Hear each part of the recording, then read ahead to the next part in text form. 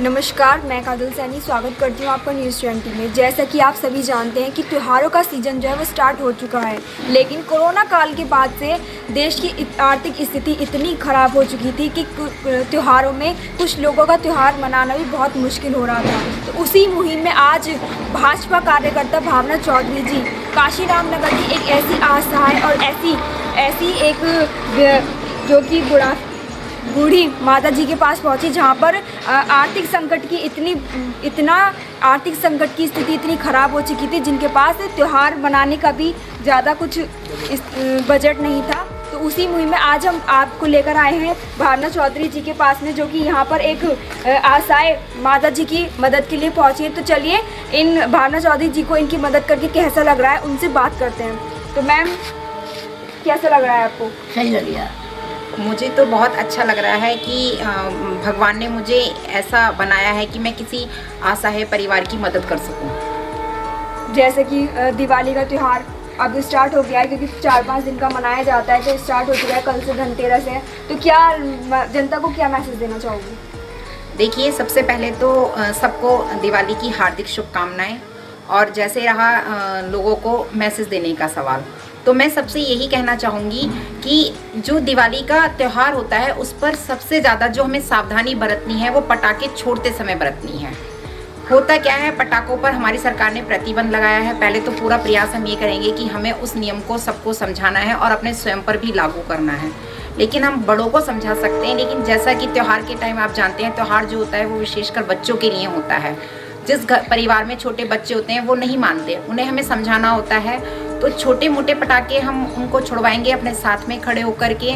और बड़ों के लिए मैं ये कहना चाहूँगी, जैसा त्यौहार है, त्यौहार पर हम लोग पूड़ी पकवान बनाते हैं, मिठाइयाँ खाते हैं। साथ ही साथ हमारा जो पुरुष वर्ग है वो मदिरा का सेवन पान करता है, तो उसको भी अपने परिवार की महिलाओं बहनों से कहना चाहूँगी कि उस पर उनको कहना चाहिए कि आप लोग इसको ना छुएं, इसका सेवन ना करें। और यदि इसका सेवन करते हैं, आपसे नहीं हो पा रहा कि आप इसका सेवन नहीं छोड़ सकते, तो घर में बैठकर करें और घर से बाहर ना निकलें। इससे कोई भी रोड एक्सीडेंट हो सकता है, और जिसका एंड में नतीजा ये होता है कि जो त्योहारों पर मौत होती है वो हमेशा के लिए हमारे जहन में बस जाती हैं, और त्यौहार जो है वो कहीं ना कहीं त्यौहार की खुशी जो होती है वो ख़त्म हो जाती है। मैम, जैसे कि प्रदूषण के मामले में देश देश में मुरादाबाद जो है वो नंबर 1 पे आ चुका है। तो क्या कहेंगी लोगों की, महानगर की जनता से?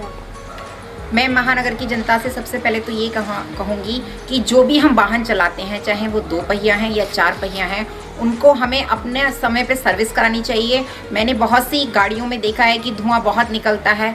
लोग महंगी महंगी बाइक्स खरीदते हैं, महंगी गाड़ियाँ खरीदते हैं, लेकिन उनकी समय पर सर्विस नहीं कराते। तो हमें सबसे पहले खुद को जागरूक होना है कि मैंने कोई सवारी खरीदी है तो उसका पूरा मेंटेनेंस का ध्यान रखना है।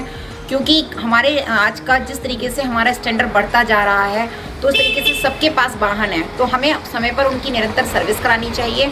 और प्रदूषण, साथ ही साथ हमें ये भी देखना है कि जहाँ पर जो गरीब परिवार हैं, कोई चूल्हा जलाता है, आज के समय भी लोग चूल्हा जला रहे हैं, तो हम अगर थोड़ा भी सक्षम है तो 2-4 परिवार मिलकर उसको एक कोई ना कोई गैस उपलब्ध कराएं, जिससे कि प्रदूषण कम होगा।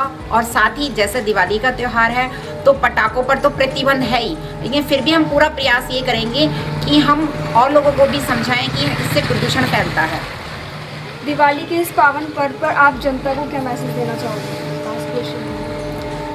दिवाली के मौके पर पुनः अपनी बात मैं वही कहूँगी कि सबको हार्दिक शुभकामनाएं।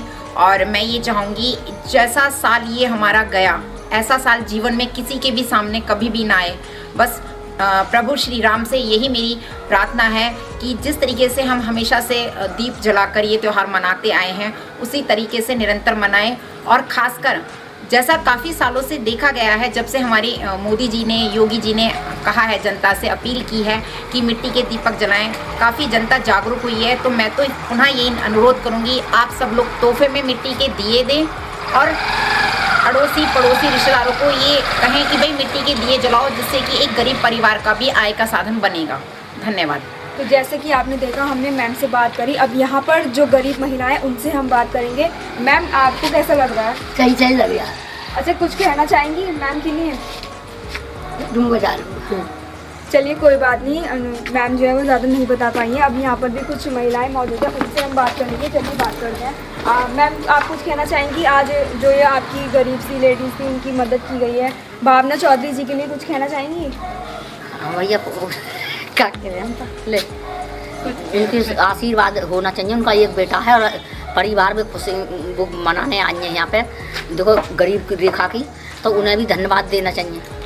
तो जैसे कि आपने देखा, हमने बात करी भावना चौधरी मैम से भी हमने बात करी कि काफ़ी अच्छा उनको महसूस वो कर रही हैं कि उन्होंने एक गरीब परिवार की यहाँ पर मदद की है। और काफ़ी सारा सामान जो आप देख सकते हैं कि यहाँ पर सामान रखा हुआ है कि उन्होंने राशन का सामान और सर्दी के हिसाब से उन्होंने जो रज़ाई वगैरह होती है वो सब दिया है।